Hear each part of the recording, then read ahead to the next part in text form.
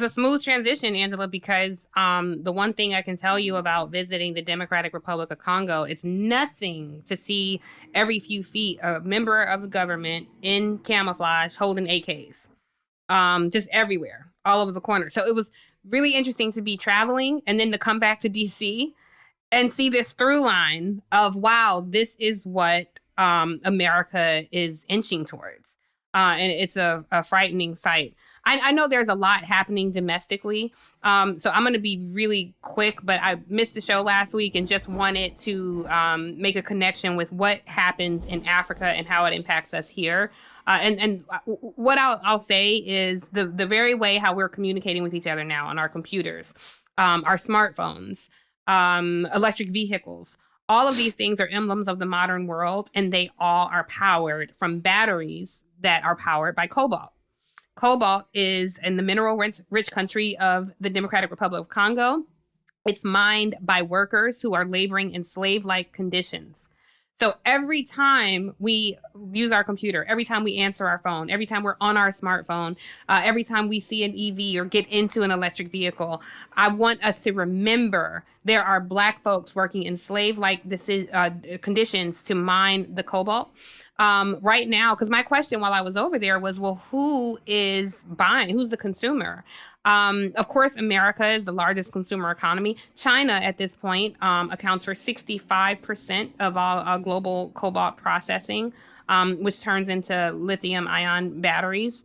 The mining industry has ravaged the landscape of the DRC. So as you see the images being played right now of bloody hacking of limbs. It is internal conflict because the rebels have tried to seize control. And this place should be Wakanda. This should be the wealthiest. When you think about how it is powering vibranium. Right, this is literally vibranium that is powering the world and the people there. Here you can be impoverished and still have a microwave. You can still have a refrigerator and be well below the poverty line. When I say poor there, I mean they literally have dirt. And that's it. And so they're trying to survive. So I even had to understand somewhat of the rebels, as horrific and barbaric as it was, that they too are trying to survive.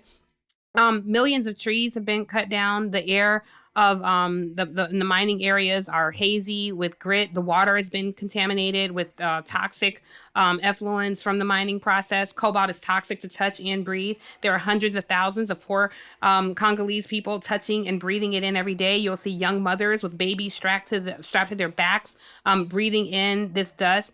Trump administration did just recently cut a deal between Rwanda, and what we mostly know of this conflict is the Rwandan conflict that we all remember. A lot of us, genocide, yes, it became humanized to us in the movie Hotel Rwanda.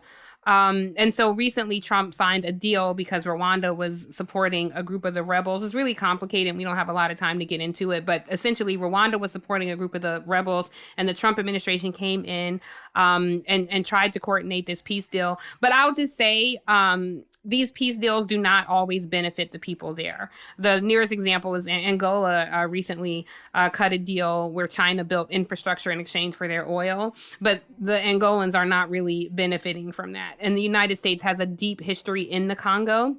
Patrice Lumumba was their beloved leader. He was the equivalent to our Barack Obama. And he was murdered with the support of some local people, Congolese politicians, the Belgians who ravaged this country for decades, literally cutting off young children's arms. So many people there without limbs because they worked in the rubber plantations that the Belgians powered.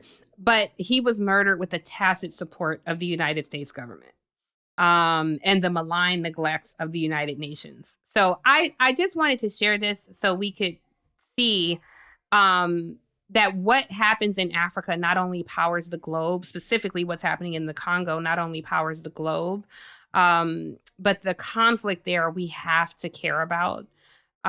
It's a beautiful country because you'll see on the screen now, I had this beautiful brunch and, the vegetation is there and Black people are beautiful in every language. They're speaking French fluently and flowing effortless between English and French. And, the skin looks like silk and they're attired. I mean, they just move and look like royalty, the people who are lucky enough to live that way. It's a lot of corruption there. And so I just wanted to update people on what's happening there. We will dig more into this in the show. I would love to have a representative from the Congo or a journalist who covers the Congo. Larry McDowell does amazing work for CNN covering the entire continent of Africa. So in the future, we'll talk about this more and how what's happening in Africa impacts us. But it's a lot of corruption, a lot of dictatorship, and I'm sad to say that America is falling right in line with a lot of what I've seen overseas and a lot of countries that are falling or leaving their democratic process. So thank you all for giving me the time to talk about it. It's a lot more to say, but I'll reserve it when we have on an expert. Native Land Pod is a production of iHeartRadio in partnership with Reason Choice Media. For more podcasts from iHeartRadio, visit the iHeartRadio app, Apple Podcasts, or wherever you listen to your favorite shows.